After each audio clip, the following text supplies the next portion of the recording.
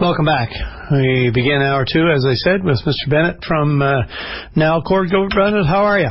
Hey, good afternoon, Pete. How are you today? I'm good. I don't think we've spoken possibly since you were here in the studio as my guest some months ago. Yeah, it's been a little while. Yeah, indeed. I guess you've been busy. Yeah, a few things going on. A few things, indeed. So this whole thing, I guess, was initiated by Kevin Martin's letter on the North Spur and the lack of a dam safety review report and an emergency preparedness plan. Give us your perspective on this and whether or not there's anything to it, and then we'll talk perhaps about some of the statements by the mayor of Happy Valley Goose Bay. Sure. Let me step back, and if you look at where we are with the work on the North Spur, the objective is to stabilize that location, that particular aspect of the project. We've been working on that since March of this year. We announced that we were going to be starting work on the Spur. Our stabilization activities would be ongoing throughout the course of the summer. From our point of view, first of all, there is no risk to Happy Valley Goose Bay and the residents of Happy Valley Goose Bay today. So I need to make that point very clearly. Every day we work on the Spur, we are improving the stability of that site. Including the denudation, or however you say that, essentially the deforestation of it, that doesn't affect it negatively in any way? Nope, we're not worried about that. What we are doing today is regrading the slopes on the Spur, improving their stability, putting the armor stone, the rock down at the shore to improve protection from erosion there. That work is ongoing and actually has been working fairly favorably. I'm fairly pleased with what we're seeing on the site. But I need to reinforce the point. There is no risk to the residents of Happy Valley Goose Bay. Would it have been prudent, though, to have an emergency preparedness plan in place long before, even if it's for perception purposes, so people are a little more comfortable that this work has been done and completed, things have been thoroughly thought through and balanced before a lot of this work takes place? So we're not driving our project planning by perception. We're driving it by the necessity of the work that's being undertaken and the risks that are inherent in the work. There are a whole variety of health and safety and environmental protection plans and various plans that are associated with work at the site. The emergency preparedness plan is actually tied to the impoundment or the creation of the reservoir at Muskrat Falls, and the first stage of that happens late next year, and we move to final reservoir level in 2017. So the work that we're doing on the project is being undertaken by, or we're looking at our project priorities. We know that's necessary for next year. We're working on that plan today. It'll be completed later this year, and at that point in time, we'll be in a position to engage with the town with a completed document that we can discuss the issues that arise from that. So, in that regard, normal course of the activity that's undertaken at the North Spur, but the work that we're doing today does not create a risk, and therefore we don't have a basis for discussing risks that don't exist today. Now, it seems to me that, depending on who you listen to, I suppose, there's always a risk that the North Spur could have, even prior to any tampering whatsoever, could have potentially given way, as other, landslides have occurred along the river forever, I suppose, the geology of the area being what it is.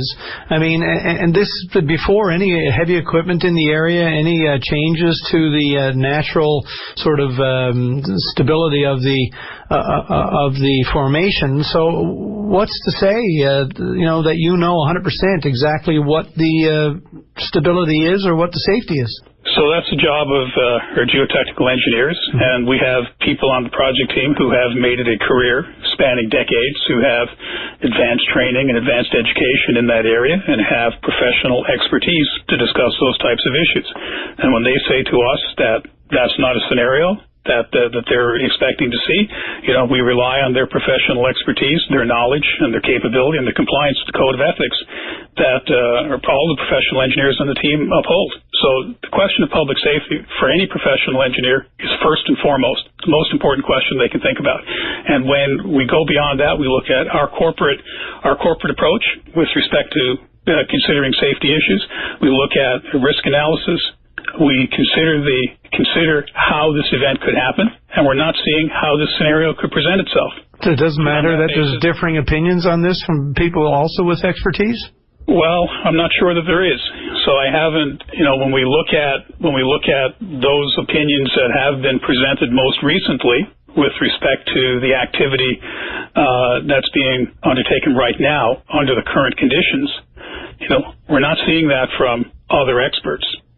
We're seeing opinions that are being raised by people who aren't necessarily familiar with the job, familiar with the situation at hand, familiar with the site conditions, and we appreciate that those concerns can be raised.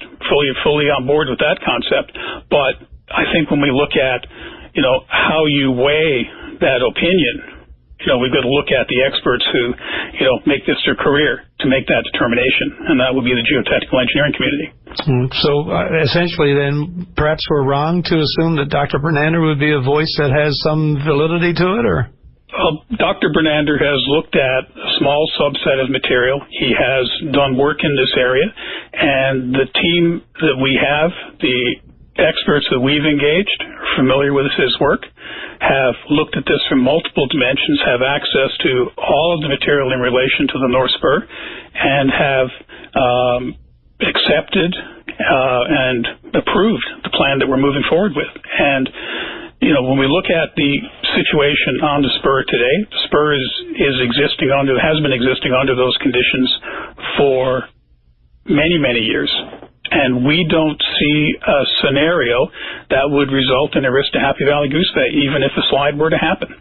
Okay, let's move to some of what Mayor Snook had to say earlier. He essentially says that, they would have appreciated more engagement, more ongoing communication, and perhaps some cooperation back and forth between their plan for the town, emergency plan, and what you and your, contracted companies are putting together.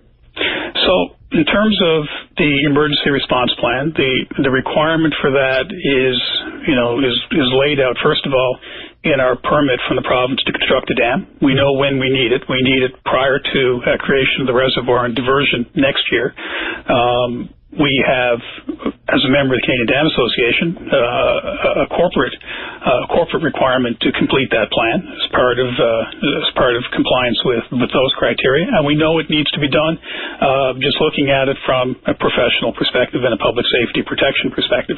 So the point that I'm trying to get to is that engagement will happen in due course, before the risk arises, and in a timely manner, so that everybody can be in a position to look at their role in emergency response and make sure that that's clearly understood. We have lots of time to do that.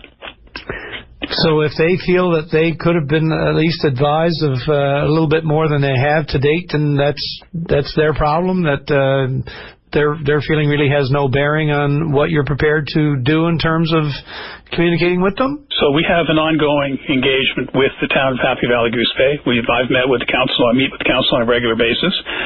That happened earlier this year, most recently. We made a public announcement of the work that's being undertaken. We have a whole host of communications protocols and engagement opportunities. We have people on the ground in Happy Valley Goose Bay. The last time I met with the town, this issue had not arisen and was not a concern from either side. So are you confused by his comments today, or? I think that, there's always opportunity for further dialogue. I have no issue with that. That's going to be a process that we engage, and we'll continue to do so. But on this particular issue, I need to make it clear that the requirement for this plan is tied to our activity late next year. And our project priorities are driven by, what needs to be done in a particular sequence. And while we're working on that plan today, we're not in a position to sit down and talk about that right now. We will in later this year, and we'll be in a position at that point in time to discuss this in great detail. All right, sir. I appreciate your call today and look forward to any opportunities we have in the future. It's always more than welcome, the information you bring to us. No problem at all. Thanks so much, Pete. Appreciate it. All right. Gilbert Bennett, Vice President of the Lower Churchill Project with Nalcor.